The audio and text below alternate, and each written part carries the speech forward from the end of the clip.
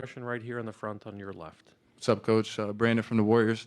Two questions for you. One, following up six is something you guys have done, throughout the playoffs, most notably against Indiana. In that first game there, where did you learn that? Who'd you learn it from?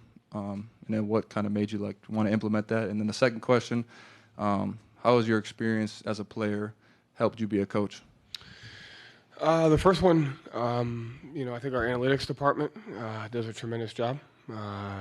Dave Sparks and the gang, Merg is a conduit to that, and the coaching staff. And so we have a ton of conversations about what makes the most sense from an analytical perspective, and how do you constantly find small ways to give yourself the best chance to win, but also increase the chances of winning.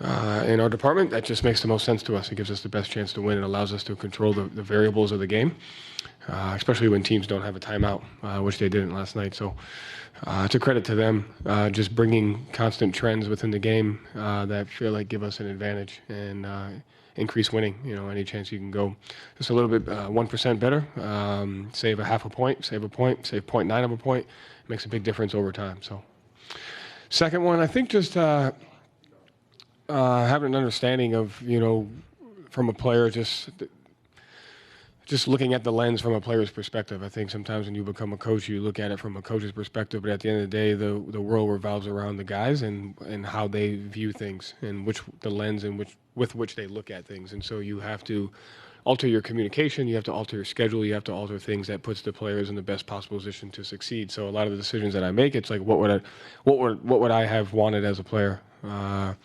And so we have a ton of former players on staff that are able to help with that. So I think that's the biggest thing. Melissa, standing on your left. Hey, Joe. Melissa Rowland, Fox Sports. Drew self-describes as a utility guy. Do you think that undervalues his contribution to the team? And is there any way you guys would be in this position right now if you guys hadn't acquired him? I would hope that he does not feel undervalued by us, because I think he's done a lot of tremendous things as a player and a person.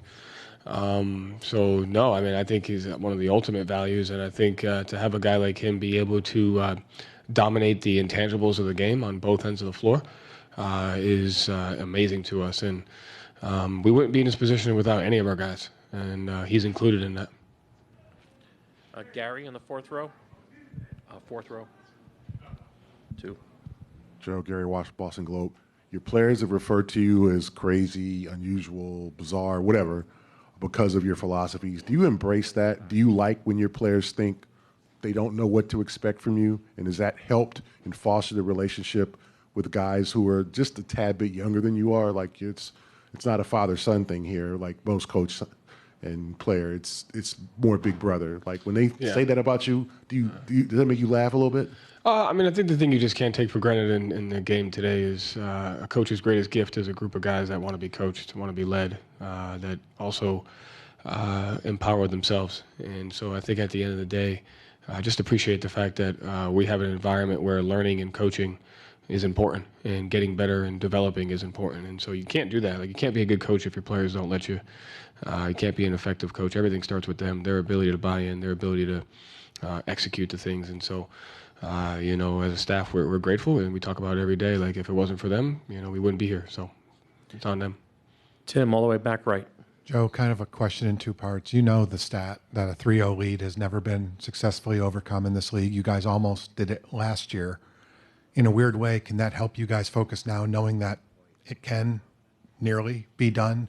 And secondly, how do you block out the human condition of the next 24 hours of people thinking it's over? And I'm guessing you don't want to hear any of that. Of course, how do you block all that out? The first question is part of life. Like, any situation you're in is going to help you for the next situation. So, yeah, you should be able to take everything that we've learned as a team, as an organization, last year, this year. So every experience should help you prepare for that. And as far as, blocking out the noise, like, at the end of the day, we're the most vulnerable in this. And so we have to remain that. We have to remain a sense of urgency. We have to have an understanding of our environment, and we have to know that we're just as vulnerable as anybody else is in this situation, and how we handle that will determine our fate. Front row on your left. Hi, Coach. Was it a draw yesterday? Sorry? Was it a draw yesterday? USA? Yeah. Brazil? Yeah, tough. Yeah. Coach, you are one win away from being the youngest coach to win the NBA title since Bill Russell. In the last decade, Eric Spoelstra win the title, and Ty Lue also wins the title, and they both were young. And they both have been labeled. They just win the title because of they had LeBron James. Are you afraid of your work being labeled as Joe Mazzulla has the best starting five of NBA history, and anyone could do the same thing in his place? Are you afraid of that? No, not at all. I think coaching is understanding that you can't win without the players. So, I don't care. I just want to win, and I want to do it with good people, and we have an opportunity to do that. There's 4 rounds left in this fight, and however long it takes, whatever it takes. So we'll see how it goes. Joe up front. Joe Varden, The Athletic. Joe, you just talked about remaining vulnerable, keeping with the urgency of the moment. But does where you are in this series, does that impact how you manage Kristaps? Being up 3-0, you have a cushion here. He is day-to-day, but do you have to consider where you are in the series as you guys figure out whether or not he can play? No.